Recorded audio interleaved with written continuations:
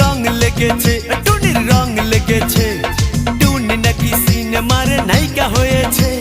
সেই ছবিতে নায়ক নাকি থাকবে সাকিব খান। ছবিটার নাম নাকি তুমি আমার জান। টুনির জ্বালায় এবার আমার যাবে রে প্রাণ, যাবে রে প্রাণ। রং লেগেছে, মনে রং লেগেছে। টুনি নাকি সিনেমার নায়িকা হয়েছে।